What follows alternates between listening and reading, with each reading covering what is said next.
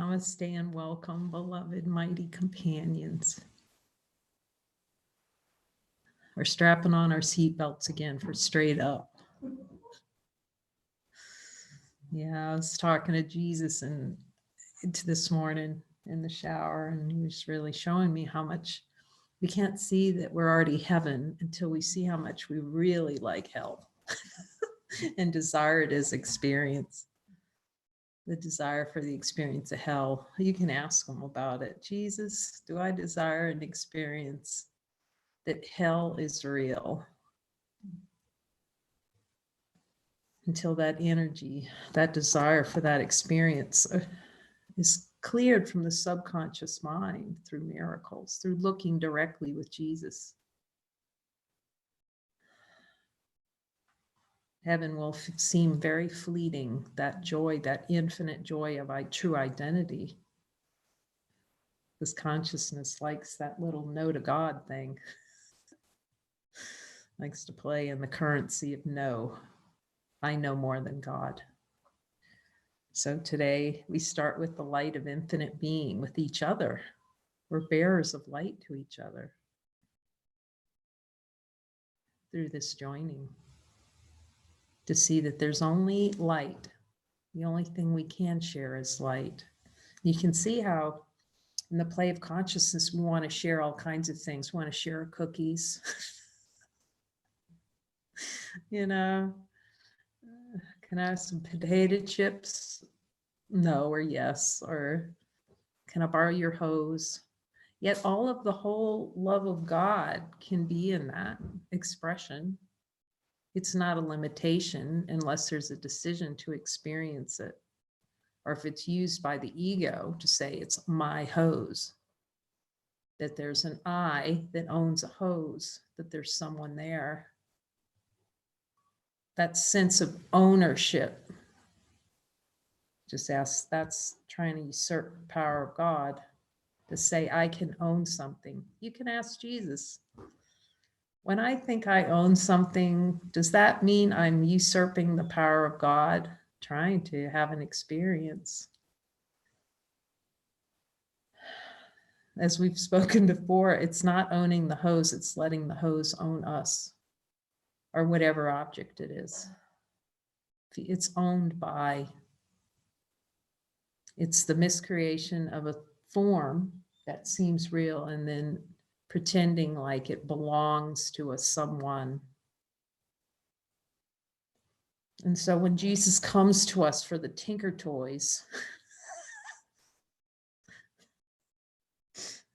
and says, okay, now, or he tries to take those scissors away that he talks about, because we believe so deeply in ownership, the consciousness play is the belief that something owns something else. That's death. You can ask him, Jesus, when I have a thought that I actually own something, it's like you might as well just jump into the cemetery right there, because it's death. Just see how it's pretend to be death to the light. See, the light's not, it doesn't have a little contract in there. You know, we have to have a will and testament to give away what we own. Look at the insanity of that.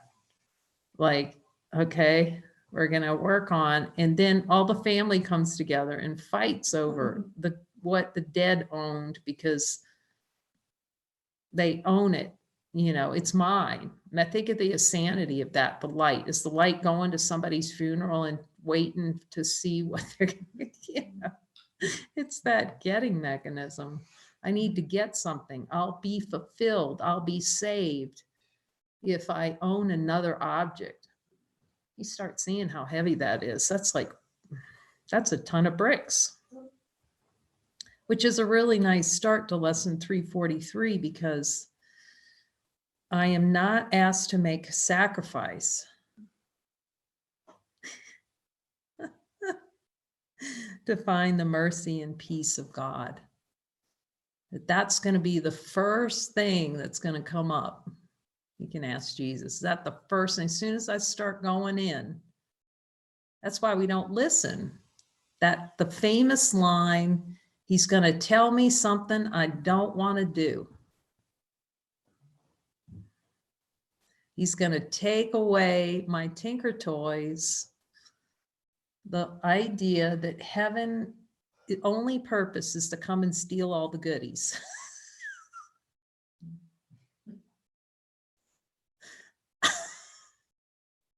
That's a play in consciousness. Jesus, do I have a belief that somehow on this spiritual journey, all the goodies are going to be taken away from me? He's just showing us how we're using all those seeming goodies to create hell for ourselves. So then we can have an argument with ourselves that something valuable is going to be taken away. It's really, we can ask them about it because everyone here can hear them clearly.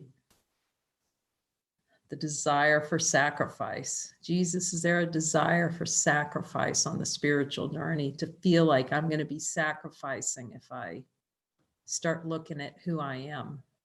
See that that's a defense, that idea, that concept. You can ask Jesus, is sacrifice a concept?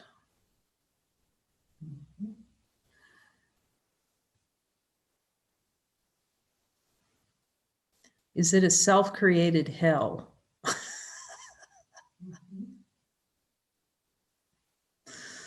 That's very humbling.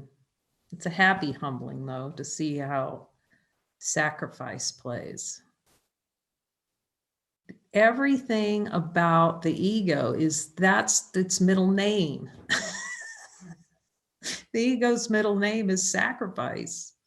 So whenever the thought of sacrifices arises, you can be sure, ask Jesus with 100% probability that that is coming from imagination, the ego. But it feels very real. You see that we've done a good job trying to convince ourselves, but not too good for the Holy Spirit that knows who we are. The end of suffering cannot be loss. See, he's telling us directly right here. To believe in sacrifice is to believe in loss, to believe in suffering, the desire for suffering. So when we say, oh, I'm going to lose something, we're actually saying we desire to keep it.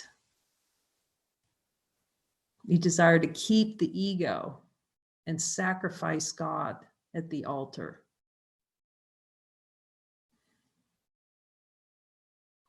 To say no to divine being.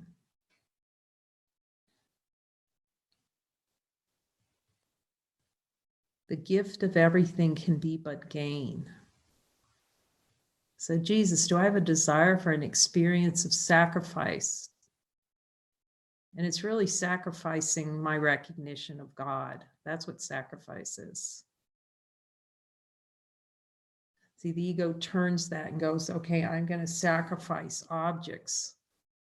I'm going to sacrifice having all the happy experiences that I've had. I'm going to have to give see, watch the I am going to have to give away everything.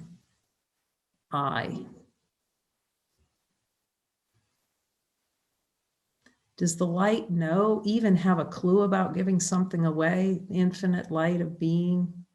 We look.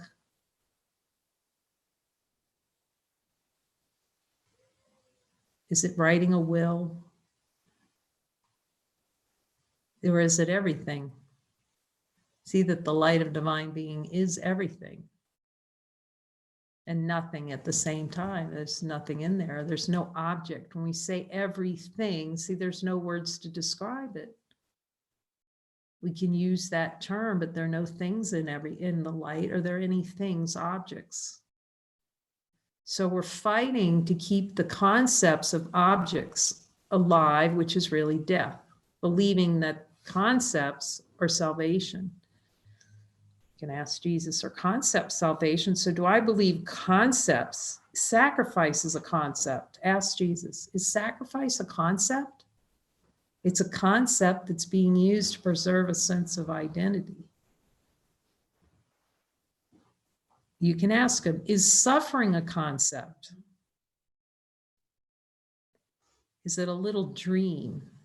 Suffering is a dream. Am I dreaming? Is it, see, that pain is just a wonk signal, as we've talked about on the Star Trek Enterprise and the, you know, supposedly danger, it's wonk, shields up, to drop the shields.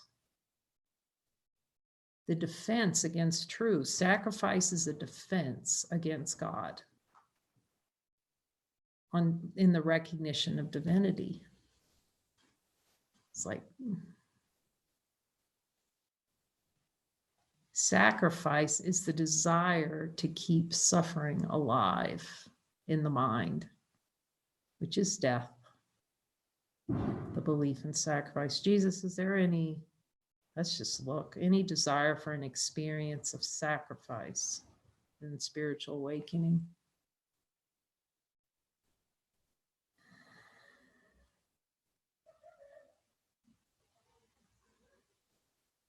And then he can show you how deep that goes, that energy, the roots. The roots are not deeper than God, thankfully, for all of us. They're not deeper than infinite light. See, the light's not intimidated. See if the light, you can find sacrifice in light.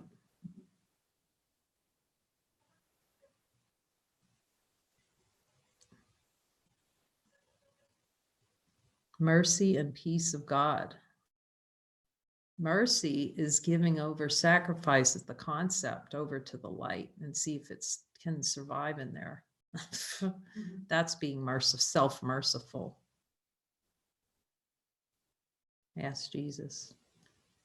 That carries just heaven in it, because then you're directly looking at sacrifice rather than what consciousness will do is it'll play, I'm going to sacrifice and it's horrible and it's horrible and horrible. That, all that is noise, not to look to see that sacrifice is impossible. It's a little stacking game of stacking.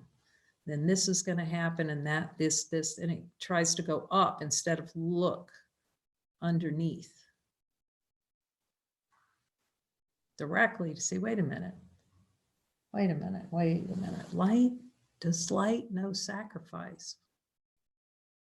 Is that true? Does light even know suffering? Do I know suffering? True. You know, it's just really directly looking and then releasing through the miracles, those energies of where it seems like the play in consciousness, the energetics below the level of awareness, the desire for an experience of sacrifice, to preserve, to sacrifice God, really. The recognition that God's always here, light's here. The part, true identity, which doesn't even have a clue about what sacrifice is. The gift of everything can be but gain. You only give, you never take away. He's saying you only give, you never take away. You being one with God. And you created me to be like you. Does the light take away? See, the light does it only give and hear the yes, hear the love in that. See how the light's just yes, giving, just gives all, it gives all to all. See how the light gives all to all. Infinite, all to all. And you created me to be like you, so sacrifice becomes impossible for me as well as you. I too must give. See, sacrifice, that concept is a means to withhold from ourselves. See, the ego flips it, so it seems like God is coming in to take something away. It requires that to keep the ego in play, to not see that God gives all to all, so he has no, there's no knowing of taking away, because see that the light's only giving. See that the light doesn't know what taking away is. So if there's a perception that there's taking away in any way, shape, or form, it's a denial of light. It's the perception that something can be sacrificed that's denial of light. The misperception of sacrifice, when the light just gives, that's all it knows. That's all we know in the natural state is giving, being. Being is giving.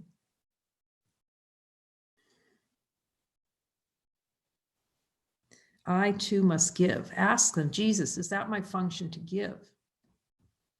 But let him show us how. We're asking him to show us how it's not the giving of the world. The world thinks giving is Christmas packages. And there's nothing that can be a form of extension, giving a Christmas package. But if it's an identification with the movement of an object from one being to another, it's always sacrifice. There's always a because. I'm giving this because there's reciprocity in it. I'm getting some, it's just in the play rather than in the prompt. The prompt's expression of eternal. Follow a prompt is to express eternally in the fullness of all the love of the Father. So the idea of sacrifice is going to object to that. It objects, its function is object to fullness of divine expression.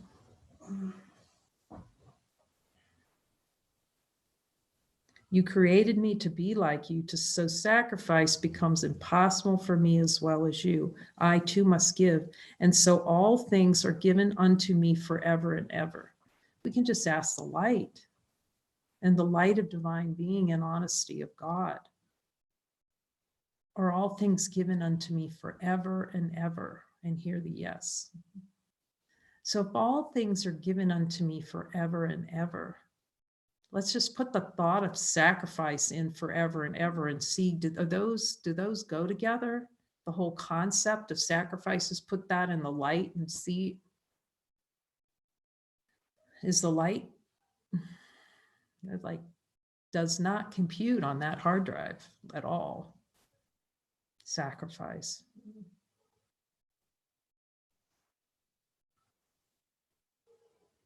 Where can that be found in infinite light of being in our direct experience? So we just ask them, okay, then will you show me the play in consciousness below my level of awareness? To have an experience as though I'm going to sacrifice in seeing who I am.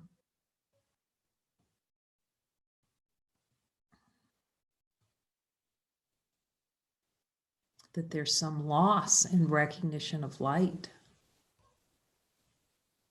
in acceptance of light, of infinite, unchanging light. If I accept that, see, it's already here.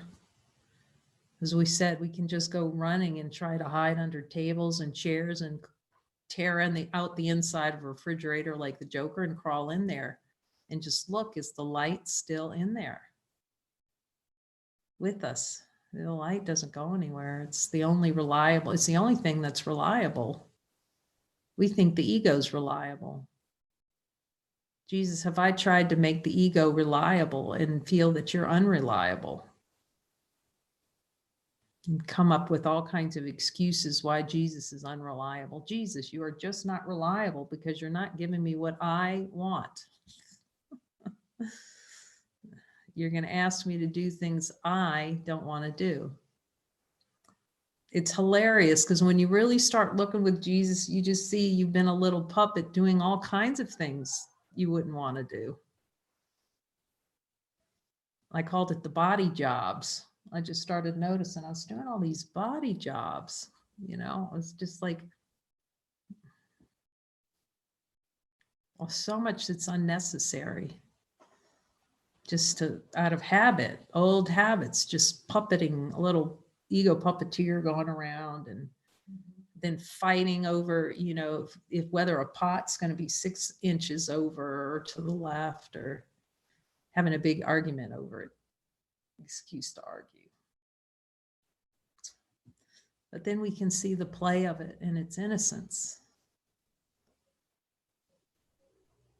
As I was created, I remain. And so all things are given unto me forever and ever. Let's ask the light that. Are all things given unto me forever and ever?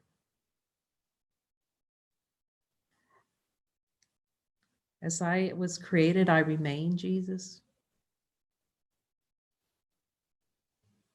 Awareness, pure, pure, pure. Your son can make no sacrifice, for he must be complete, having the function of completing you. So the idea of sacrifice is a desire to remain with the experience of feeling incomplete. You can ask Jesus that.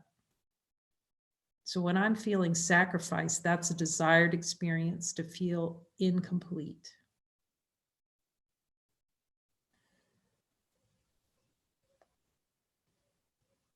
Sacrifice is a rejection of divinity.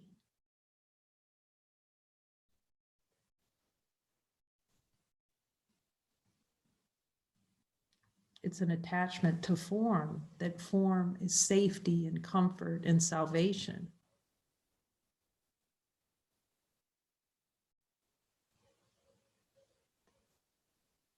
Your son can make no sacrifice, for he must be complete, having the function of completing you. Is the Father only complete with us? See the yes, it's impossible for him to be complete without every single one of us.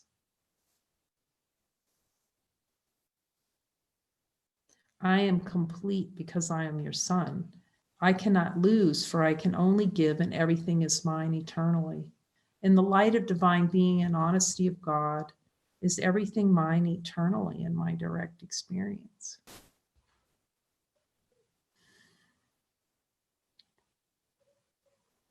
I am complete because I am your son. Jesus, am I complete because I'm God's son?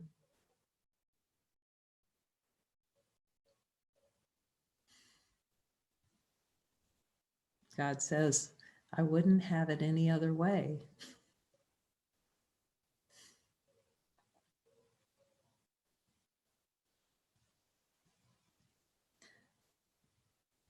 I cannot lose, for I can only give, and everything is mine eternally. In the light of divine being, is everything mine eternally.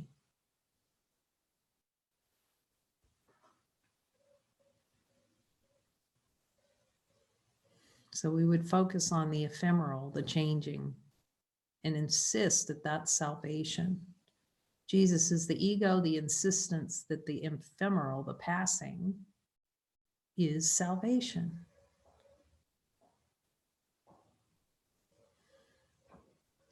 That salvation can be found through death.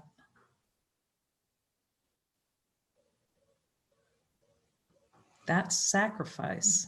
See how that's sacrifice? It's sacrificing God, the idea. It's a trading the concept for reality, true reality. That's what sacrifice is. Sacrifice is the desire to keep the experience of sacrifice so we don't see God is here.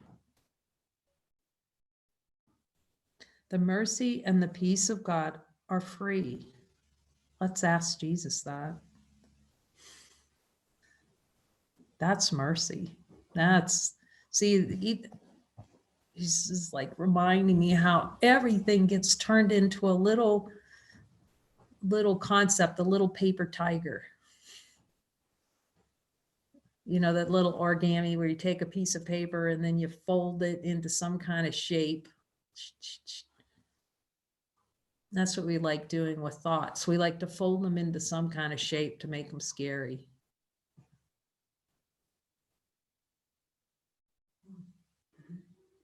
So when we're really merciful, we unfold the sheets and see that they're really nothing. That's what Jesus is trying to do. That's merciful. It's like God have mercy on me. It's like me have mercy on me. Jesus, do I desire an experience in which I have no mercy for myself?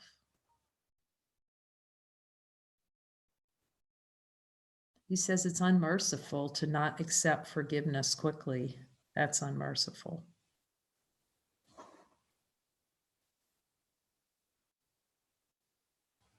He has to even teach us what mercy is.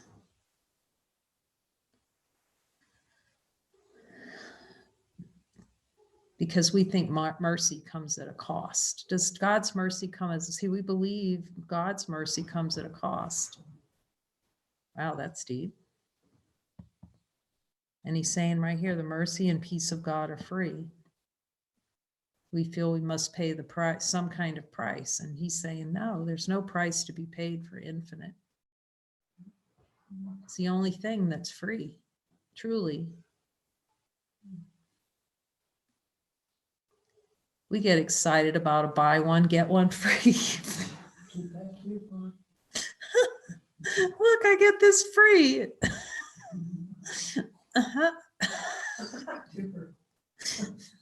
And right here he's saying the mercy and peace of God are free.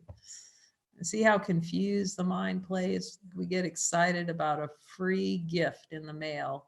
When you get this, you're going to get this free. And that's the incentive program. See how the ego plays? That's hilarious. When everything is free, there isn't anything that costs anything.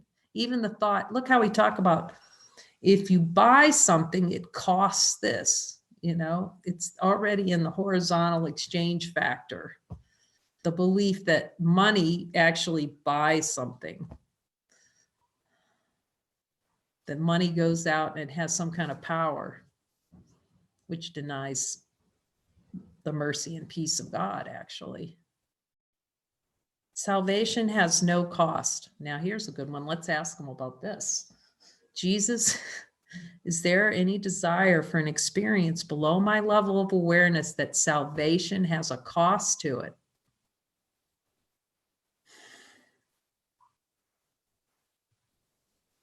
Is there any desire below my level of awareness to deny that God's mercy is free?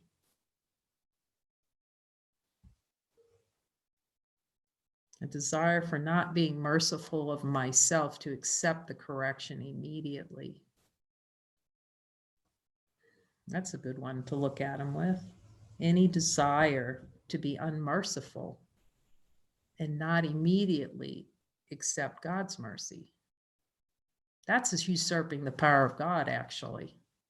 When we don't accept the correction immediately, we're not accepting everything that the Father gives us. It's saying, no, I don't want that. I'm going to hold on to this suffering or this idea of an identity. And as Jesus says, we're saying no to the peace of God. Salvation has no cost. Will you help me see? He says, he's reminding me about how we believe the cost is salvation. Something costing something is salvation. That's the belief of the ego. It is a gift that must be freely given and received. See, mercy is to see that everyone has the peace of God. Everyone is the peace of God, is God's identity. That's why see no error. Because as soon as you don't see peace somewhere, you can only see it in yourself.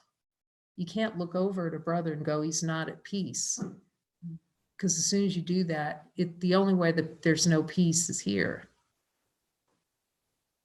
He's not awake. That's a doubt thought, I'm not awake.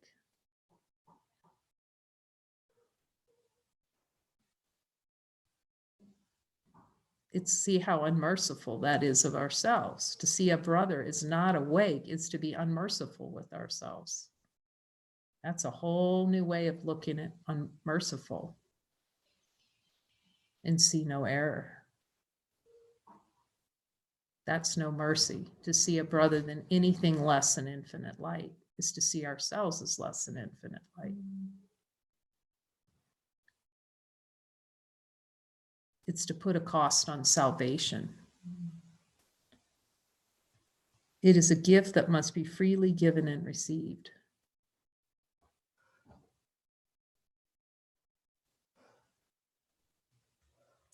And it is this that we would learn today. The mercy of God. Jesus, show me the mercy of God. His answer, immediate correction.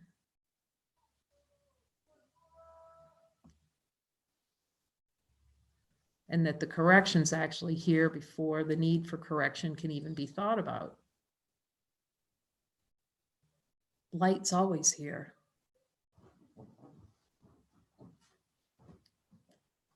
It's just acknowledgement. The light has come. The light's already here. It's always been here. Can't do anything about not being the light. It's impossible not to be light. It's absolutely possible. Ask Jesus, is it possible in any way, shape, or form not to be light?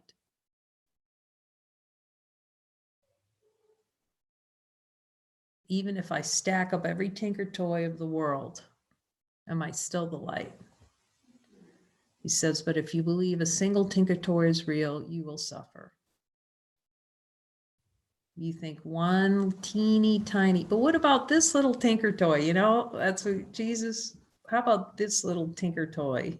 We like to bargain with Jesus about our little tinker toys. The little death game, the little game of, see, Jesus doesn't play that. He just says, look, you're infinite. What do you need another tinker toy of this world for? Because you're everything. You're manufacturing all the tinker toys. Ask him. Jesus, it's really hilarious. I'll look over at something just and say, Jesus, he never tells me different. I'm manufacturing this the phone right here. And he goes, yep. You can, as he says in, I think it's chapter 16 that we just read. Yeah.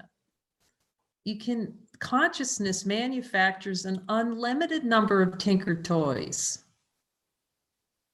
It's a tinker toy manufacturing plant. Well, there's another one and a bird and a, it's just all pouring out of the play in consciousness. And that's the shark. We talk about the shark coming out, Donna, and it's hunting for something to own out of all of consciousness. Like if you sit back one day and just look at the display. Now it's quite a display out there. Infinite mountain. We got our mountain out there. Got a lake. It's beautiful. Birds flying across nonstop. Gorgeous, gorgeous. You'll see everything is stunning. And then here goes consciousness. Donna. Well, we talked about the phone, it'll focus on that just one thing. Jesus is trying to take my phone away or whatever it is, And you just see how that's like a spiral into hell right there. For the desired experience of being owned by objects. It's total confusion that we own objects. We want to be owned by objects. So we can feel like an object. It's Jesus. And ask him, Jesus, do I like that play of being owned by objects? It's very humbling when he says, yep.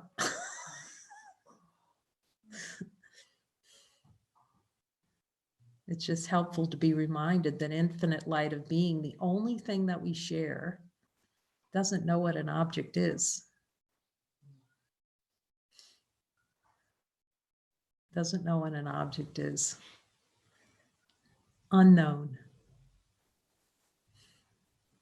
So we don't know what objects either. Those are just concepts that we like to play with. The little paper tigers. We like to fold thoughts and build little origami things out of them, Another little paper tiger here. And decorate the tree with them. Just keep them as Christmas decorations, but don't make them real. That's what Jesus says.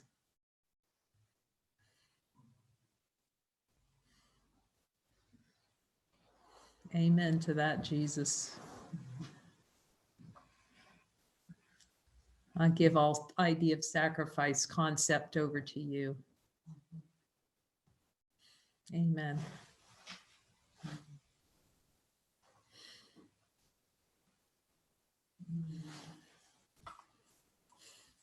Love from San Juan Kosala. Happy hologram.